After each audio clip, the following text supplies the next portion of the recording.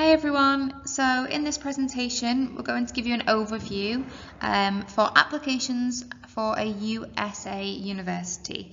So this might be something that some of you are considering and thinking about in the long-term plan. Others might not have considered it but are quite interested in seeing what it's about and what opportunities there could be for you. So if there's any questions at the end of this, obviously you can always come to us and ask, but this might spark some ideas and give you an interest in applying for a US university. So the application team then, the people that will be involved, obviously yourselves, your parents, this is something you'll want to discuss with them regardless to what university you apply to.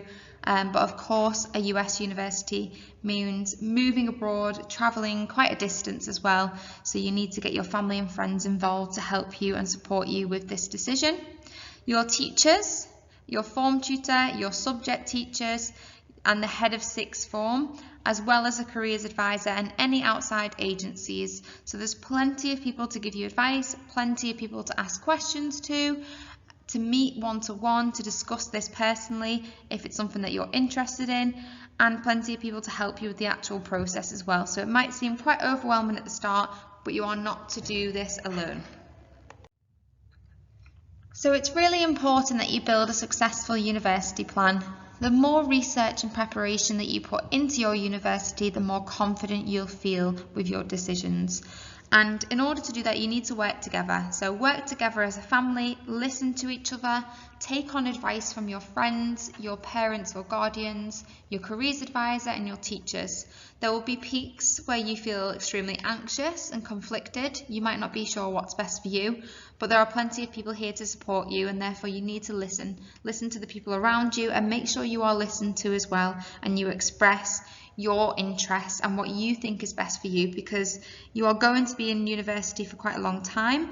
It's certainly an extremely important part of your future, and therefore it's essential that you discuss this with people and you plan it properly in advance. So you need to think about the variables that make up a university plan. That means you will need to research and gather information and know the numbers. How many people apply for these types of courses? How popular are they? And what do you need to do to make sure that your goals happen? You can work with your school team and you can seek as much assistance as needed. And like I said previously, you've got your form tutor, your subject teachers, you've got a careers advisor, your head of year, plenty of people in school to support you, but also your friends and family at home. So in order to build your university plan and make sure that it's as successful as possible, you need to strategize and you need to prioritize as well. So there's lots of different aspects that you'll need to look into, and it can be quite overwhelming in the first instance, but just break it down, follow the deadlines, follow the advice that you're given, and it will all come together as long as you look into the different aspects. So for example, program specifics, so you need to obviously know what courses are offered, if it's the right type of course for you, or is there a university that offers better combinations of courses for you and your interests. So think about the numbers of years that you'll be at university, how employable you'll be after completing that course, how competitive that course is as well, and any opportunities that course will give you. The next thing you need to consider is location. So where do you want to live? Where do you want to study? Would you like to travel? Would you like to stay nearby? Now obviously if you're going to US university, it's quite a distance away. However, there's plenty of benefits and opportunities to moving away as well. So when you're looking at the university, think about what's to do nearby, how safe the area is, graduation, what the ceremonies look like, what the process is it a large city or would you prefer a smaller town, and what support is available in that location as well. Then you need to think about the culture of the campus and what fits in with you. So what are their values? Does that match with your values as well? The ethnicity, the number of international students that you perhaps may feel more comfortable if you know that there are more international students there as well. Clubs and activities, the types of extracurricular activities that they may offer, that may be a game changer for some of you, especially if you're interested in doing more of an academic course and then therefore you want to keep up your clubs on the side. That is important to make sure that your well-being is considered as well as your academic progress as well. Think about resilience, and again the safety aspect as well is very important. Then finances, and this is where things can get a little bit more tricky. So once you've built your stepping stones and you've looked at all the other considerations, you need to think about the overall costs and how much this will be and if it's affordable. You certainly don't want to be getting yourselves in debt before you even make your decisions, okay? So what's the overall cost of the course? Are there any scholarships that can support you? There certainly are some offers in universities in America, but have a look around and see if those scholarships will meet the criteria that you can be expected to meet yourselves.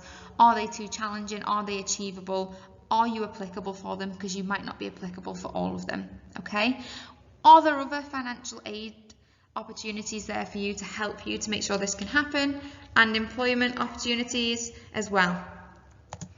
The final thing you need to do is think about the university itself. What type of class sizes? Now, this might be extremely important to you yourself. Would you prefer to be in a university where there are larger classes or smaller classes which are a bit more focused? You will have your own preferences. You might prefer more of a one-to-one smaller focus group, or you might like the environment of being amongst a range of people and a larger group of people. Therefore, however, it will be more impersonal perhaps as well, and you need to think about if you are happy to be in that situation. Obviously, as you progress into the future in your future careers, you will have to take on different experiences, so it could be a good opportunity to try that early on. However, you might want a bit more support and therefore smaller focus groups as well. So, why study in the USA then? There's plenty of benefits and opportunities, but here are a few that we've listed. There's a huge number of world-class universities in the USA. The campus culture can be a new experience and something to enjoy. The liberal arts system is fantastic. A different style of teaching and learning, so you can kind of push yourself at your comfort zone but enjoy it at the same time. And you can also look at the extracurricular opportunities, which a lot of you participate in now at JP, so it's definitely exciting to think about what other opportunities are out there for you. There's also a considerable geographic diversity, and over 4,600 colleges and universities. The term college and university are used interchangeably for America. The colleges and universities will set their own criteria for determining who gets admitted, so it's extremely important that you look in advance for what they're looking for if it's a place that you're interested in studying. Offers are considered acceptances, so you need to look at the process and you need to understand the terminology as well, which is what we'll discuss later in the presentation. So you need to look at conditional offers and understand what that means for you and what you need to do next to secure your places. Going to a university in the United States can be extremely exciting. Obviously, the location is fantastic. It's one of the most popular destinations in the world to travel to, but you need to see yourself living there as well and not just picturing this as a holiday, because obviously you'll be there for quite a few years and you need to consider the transportation to visit your family and friends and the actual culture there as well, and if you can see yourself settling there. Now, as you can imagine, some of the application processes can be pretty demanding, but also competitive as well. So you need to make sure that you stand out across the other applicants for that university, and you need to consider how many people typically apply. So for example, Giant University has over 100,000 applications, so you need to make sure that you're very independent, you're good at managing yourself, and that you are doing things in the lead up to your university application to make you stand out in that large number of people. Now, it might be that you can't see yourself in a university that big. It might seem a little bit too overwhelming and too much for your next step, which is absolutely fine. You've got to pick somewhere that is appropriate for you and where you feel happy. Moving to another country doesn't necessarily mean that you have to then dive into somewhere even more large and more extraordinary. It means you can still choose your preferences just like you did for your college and sixth form choices. So you might prefer a smaller university in a smaller town where things are a little bit more personal, and you also have more student support because there are less students to manage. Therefore, you might also get to know people a bit better. It completely depends on your preferences, and this is why research is extremely important. You might also then want to think about the location. So would you rather be in the middle of an urban setting, or would you rather find yourself in quite a busy city centre? So your degree structure then.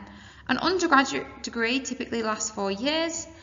Then declaring a major in the second year. So this is where you choose something that is your preference. As you can see down the side here, a major is the subject that's your main focus of your degree. So this is where you have a bit more of a choice in terms of where you want the next few years to go. So you pick a topic that you feel most confident in and that you would like your degree to focus on. For example, a Bachelor of Science in Public Health or a Bachelor of Arts in History. Okay, so you'll typically pick that in your second year in a USA university. A major and a minor subject, but sometimes you can also choose double majors as well. Again, you need to look into this when you're choosing your universities. A graduate degree requires an undergraduate degree first of all. So this will be the final step. This will be the next step after your undergraduate degree. And this includes the likes of law and medicine.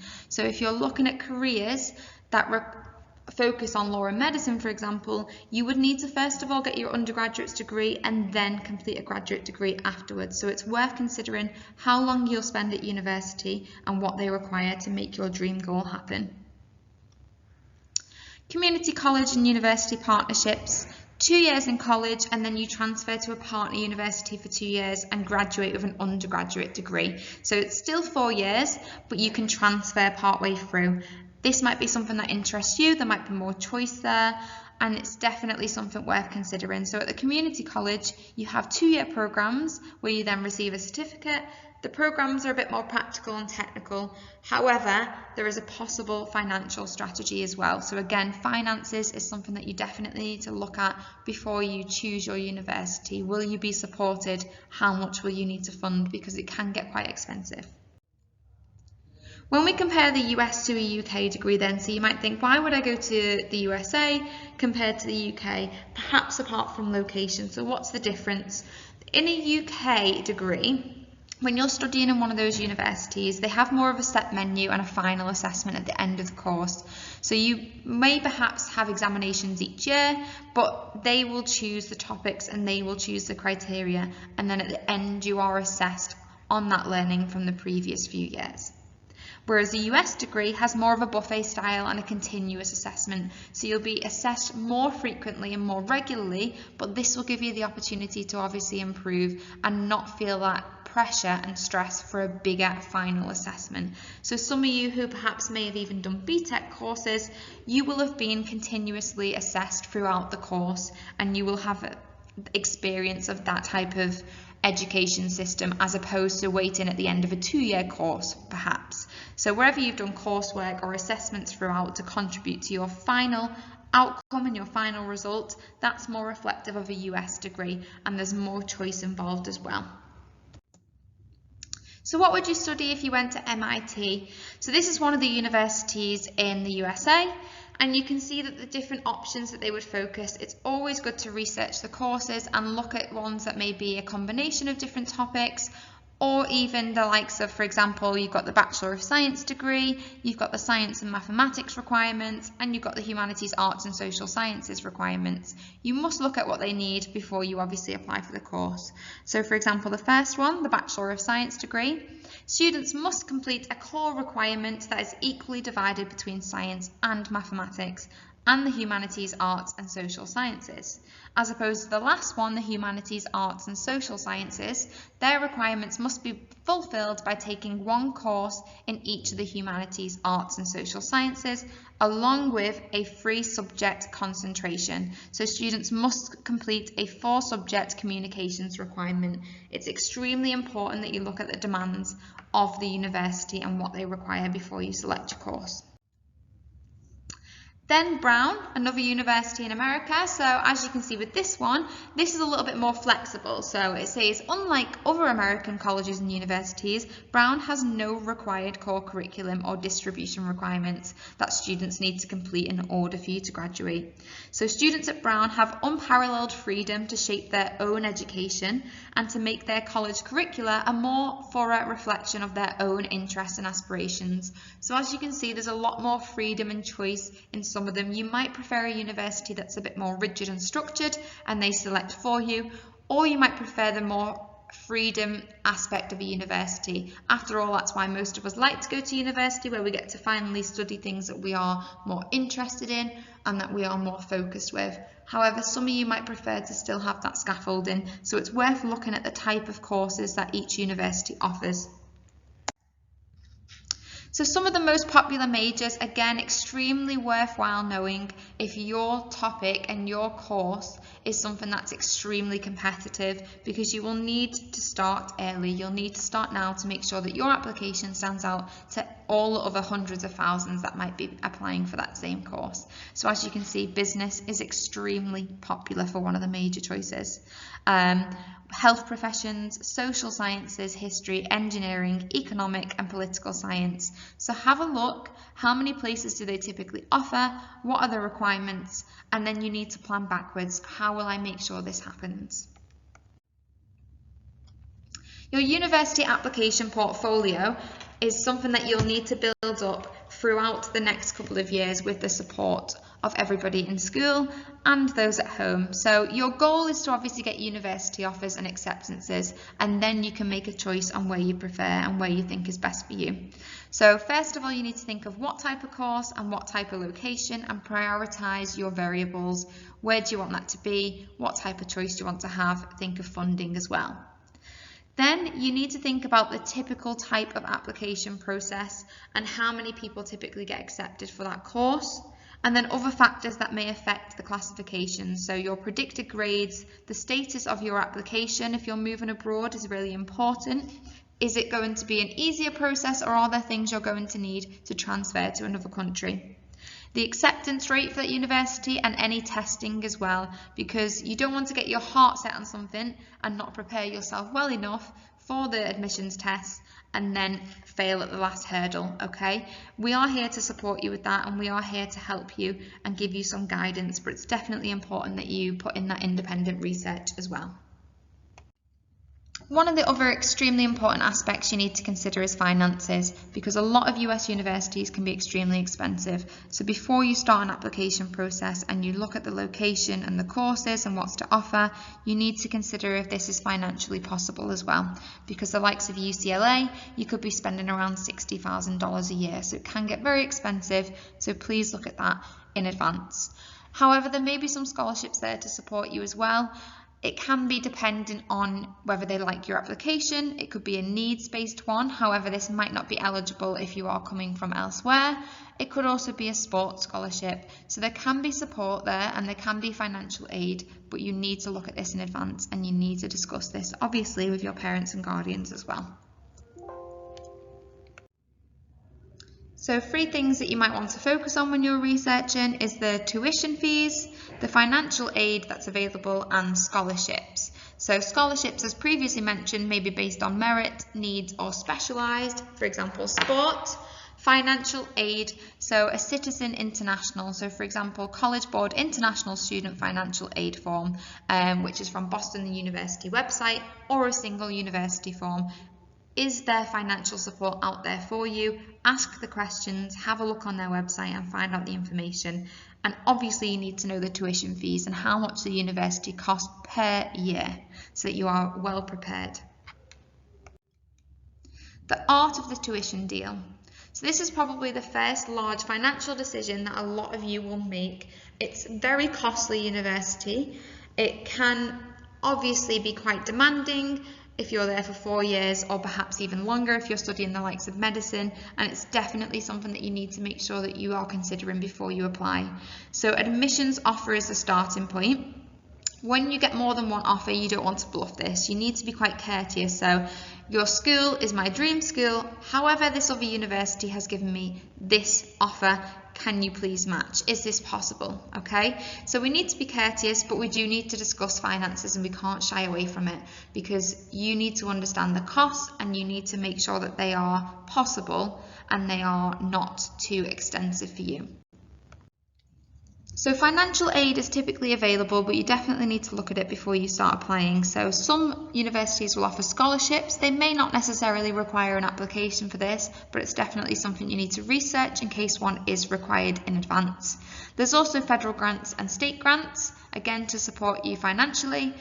And you can also look at student employment, so part-time jobs on or off campus. A lot of the time, especially larger campuses, will try their best to support you and offer student jobs. However, you don't want to be fully dependent on these jobs. You want to ensure that you can still afford the fees without relying on that part-time employment. There's also scholarships outside and loans. However, not everybody is eligible for loans, and you definitely want to understand what these mean and discuss these before you apply for a loan to look at interest rates and not get yourself caught into any traps. Have a look at the procedures for financial support. Check which forms are required, how far in advance you need to complete those forms, the likes of college scholarships and the service profile as well. International student financial aid application, which is typically free, but others, as the previous one, the CSS profile, will charge. University specific financial aid application as well, which is also free. International student certification of finances form, parents and students, if applicable, tax returns, and you need to check the deadlines. It's extremely important because they might ask you for information or documents that you need to send in advance, and therefore you need to check this up before you obviously apply at the university. Financial aid is certainly possible, and we don't want tuition fees to scare you away from choosing a university in the USA. You just need to research in advance and be well prepared. So here's a list of 10 schools that gave the most financial aid during the 2019 to 2020 school year. As you can see, some of the universities have been extremely generous and supportive, so it's just about doing your research and knowing if financial support is available, which it certainly will be in a lot of universities. Here's some examples of universities that have great prices for international students and offer scholarships and tuition, so you might want to research these ones first. Obviously you need to be happy with the area that they're in, the courses that they offer, but these are the ones that have better prices. Scholarship searches, again, research, extremely important. This is what you'll be doing in the lead up and as you are applying for different universities, and again, something that we can help you with. So you can actually research which scholarships are available for different colleges as well. So, university US application forms. You need to consider your profile. So when you are applying, there'll be a few things that will be required. Here's a list of them and we'll go through them. Most universities' decision-making criteria. So they like to take a holistic approach. There's no portion of the application which is considered without the rest of the application. So they like an overview, an overall. So for example, a case study at Stanford University application review in 2018-2019. They said that through your application, we want to get to know you, we want to discover who you are, and learn about the ideas and interests that motivate you. To accomplish this, we review applications holistically, focusing on academic excellence, intellectual vitality, extracurricular impact, and your personal context. Again, something that you need to consider in advance: how much extracurricular activities do you take on board now, and how dedicated are you to those activities? So it's not necessarily a case of choosing 3-4 ECAs so that you're doing as many as possible. It's more about dedicating yourself fully to those activities as well, and again to your academic excellence as well. Academic excellence is obviously extremely important and will be the primary criteria for your admissions form. They want to know what your grades are, your predicted grades, and what your teachers assume that you will receive at the end of your sixth form studies. So it's obviously extremely important that you're working hard and you are independently putting that extra effort into each of your topics so that you can reach your goal university. The recommended high school curriculum. So some universities will look at the type of curriculum that you've studied overall and not just the topic that you are applying for or the subject that you are interested in most. So they understand that to some extent you have freedom with your option choices, but also that you will have studied core subjects as well, like English, maths, history or social studies perhaps, science and foreign languages. So some universities may take a particular interest in those that have studied foreign languages. Most universities, and perhaps all, will definitely be interested in your core subjects as well and having a look at your predicted grades in those subjects, not just the one that you're applying for to do at university. Intellectual vitality is also extremely important. I've highlighted some of the keywords below. So commitment, a genuine interest, curiosity and enthusiasm, and the initiative in which you seek out opportunities. So this is what all universities are expecting. This is what they want. They want to know that you are dedicated and that you are genuinely interested in pursuing this subject at university. They want to know that you are enthusiastic and you will independently look into your subject and do additional research or activities outside of lessons. They want the energy and your depth of commitment as well. As mentioned previously, extracurricular activities are very important. They want to know what extracurricular activities you have done yourself during your sixth form experience, whether it's academic or non-academic as well. They want to see your interest and they want to know what type of person you are and how dedicated you are to these extracurricular activities. So students sometimes assume, as mentioned, that the number of activities is the most important thing and how many activities you participate in, when in fact, universities like to see the depth of experience you have in one or two activities and how long you've dedicated yourself to that activity, or how much of an impact you've had. How much can you prove that you have dedicated yourself to that sport or to that activity, and can you say that it's made an impact on you and how much you've impacted that subject as well. You may also hold down a job or have family responsibilities, and these are extremely important too. So you want to mention these and you want to reference them in your applications. They want to know the impact that you've had on your job. They want to know the impact you have in your family, your school, the larger community, any experience you've had perhaps of applying for head boy or head girl, even the interview process, things that you've done to make sure that you are more applicable for that role. So it might not be that you've necessarily had the experience, but you're trying and you are demonstrating your willingness and enthusiasm to keep going and to dedicate yourself. So it's not necessarily always having to be, I did this for this long, but I have done this, this and this to prove myself and to try and get myself to that end goal. Personal context is extremely important. So we want people to seem as unique as possible, and you are unique in your own way. You are different and you need to make that shine on your application. You need to stand out, especially for those courses that have perhaps 100,000 applicants. What is going to make you stand out amongst those applications, okay? So think about your achievements, think about what you've excelled at and what makes you different to everybody else.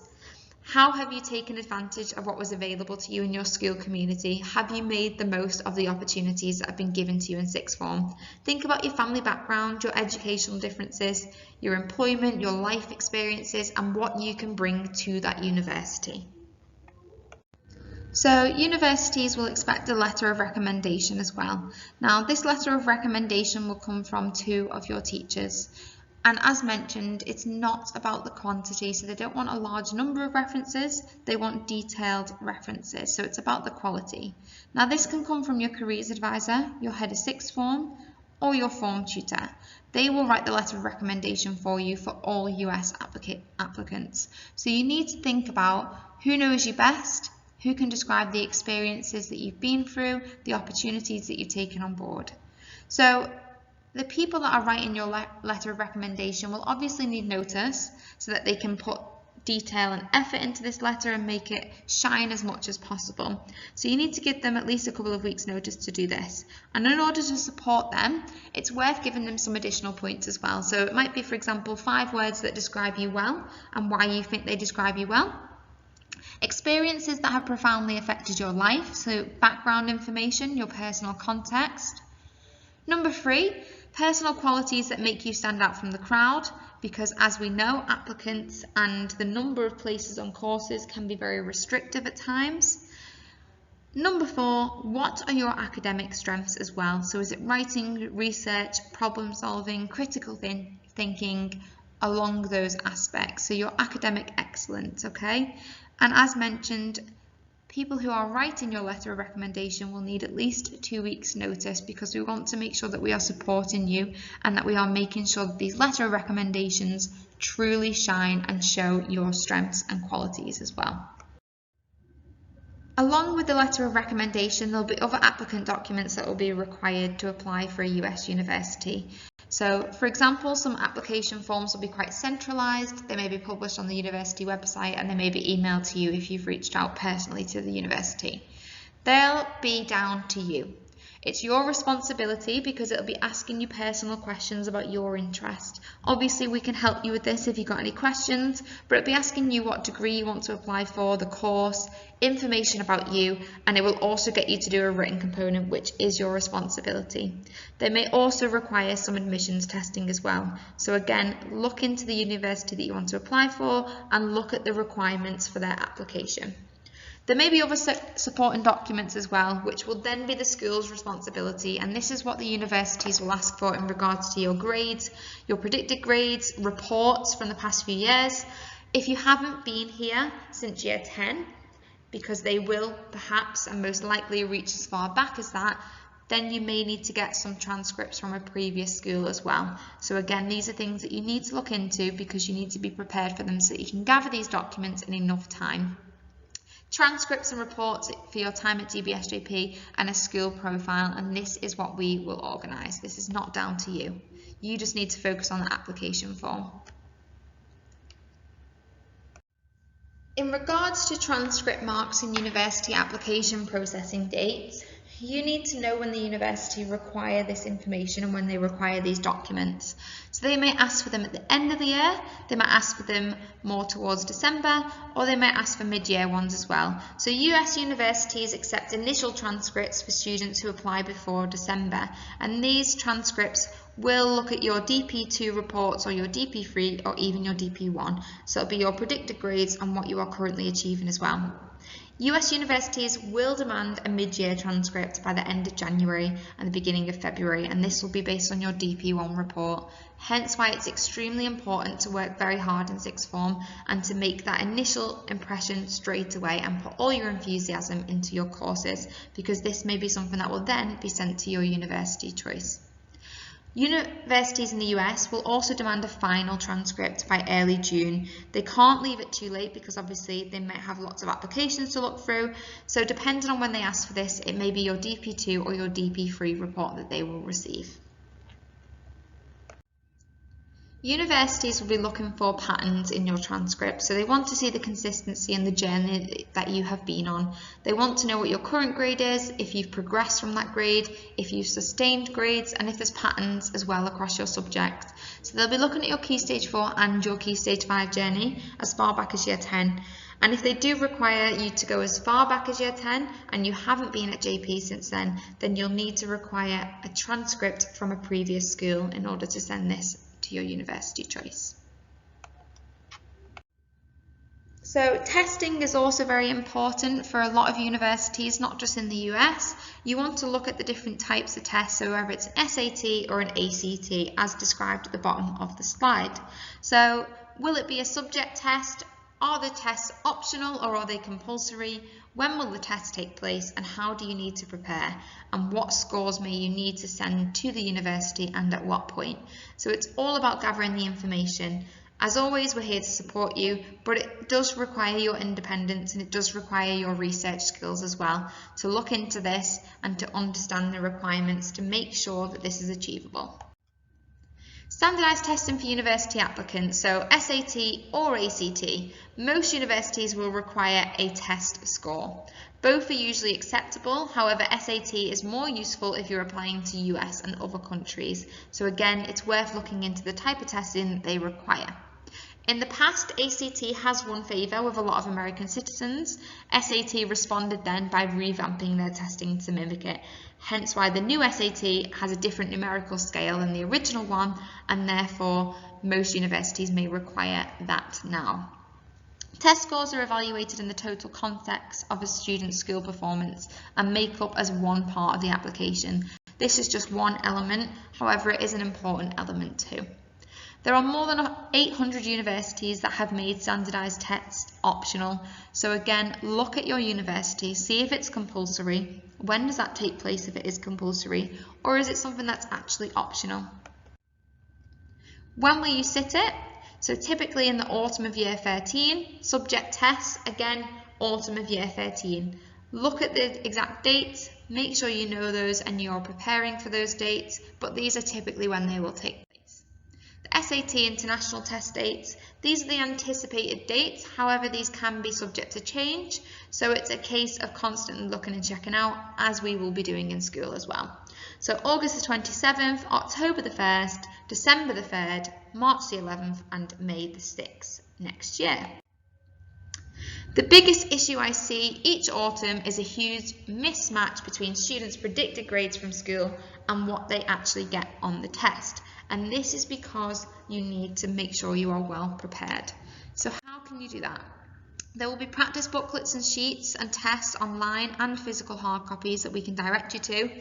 Khan Academy is a great website which will provide opportunities for you to practice tests online, and you can also join classes and live lessons. However, this can be a little bit more expensive. Here's some examples of graphs below which show us a history of SAT scores. So different universities such as Stanford may require you to do these tests. Again, look into this when you are looking at your choices for a US university. Look at what the tests look like, look at the practice ones, and see if it's something that you feel comfortable and confident doing. Different universities will be featured on different portals, and we will guide you in the right direction, but there will be some portals that will have more of a common application, whereby there will be, for example, 700 universities that you can look at in one source in one area. However, some, for example, the University of Texas application, you may need to find yourself on their specific website. Again, we'll guide you in the right direction, but it's definitely worth looking at the different portals that are available to help you out. So there are different application intakes that you need to make sure you're aware of and look at the terminology. So some are binding and some are non-binding. This means that when you make your decision, which could be as early as December, you could be binded into a contract with that university, and you may then have to cancel all other applicants.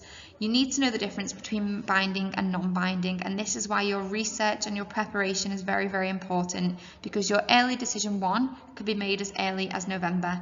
A lot of them will take place in January, the very start of the year. However, this means, again, your preparation in year 12 and at the beginning of year 13 to be confident with your decision, because once you've made that decision, there's a good chance that a lot of them will want to make sure that you stay with their university and that you don't end up switching your application for elsewhere. So here's a bit more of a description on the different application intakes. So binding, you then must withdraw your applications from all of the universities, and you can only decline an offer if financial aid is not sufficient, as opposed to wanting to go to another university at this point. Then there's a single choice early action, where again you only apply to one, and this is because you've made an early action rather than a decision. And then there's restrictive, so you cannot apply to other early cycles that are binding. Some early action allow non-binding public universities and some allow international universities. This is something that you need to make sure that you are making the right choice beforehand. You don't want to end up in a binding contract and then regret your choice later down the line. The early application, so some of the most competitive universities are now filling around 50% of their incoming freshmen through the early decision and early action deadline, which, as mentioned, is pretty early on. So you want to be looking at it in advance. This is not something that you want to leave to the last minute, end up in a binding contract and then regret your decision. Did you also know that the acceptance rate during the early round is 2 to 3 times that of the regular round, so they do accept a large number of applicants in the early stage of the process. So the Common App, as mentioned previously, is one of the portals that you could use at commonapp.org. This is where over 700 universities use, so you can look at a wide range of universities in one go. Maximum of 20 universities you can look at on your Common App at one time.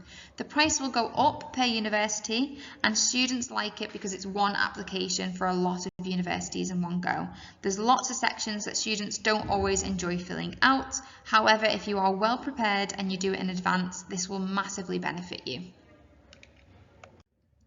So Common Application, along with Common App, there's also Unifrog, which is a system and a portal that we use in school as well, and something that a lot of you should already be familiar with as well.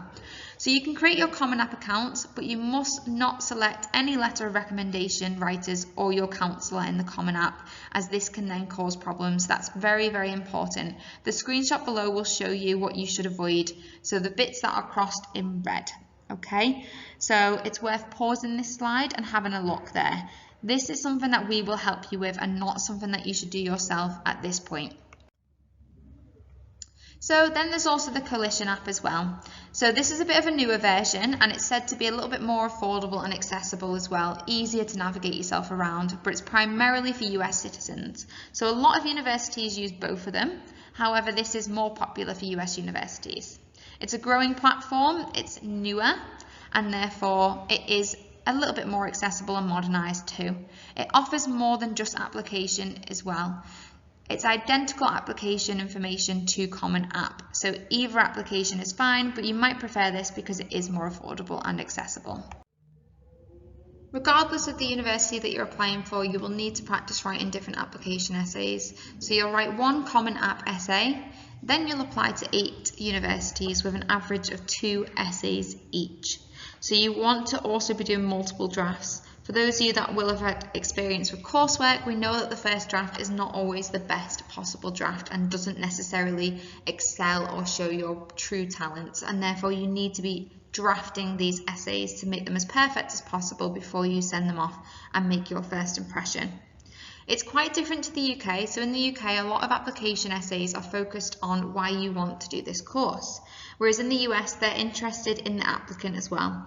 So outside of academics, they want to know what type of person you are, what type of character traits you have, your involvement inside and outside of school, not just with your academic studies. They also want to know what you are interested in too. These are the different type of aspects that they'll be looking for. So personal growth, as you can see, that's 24%.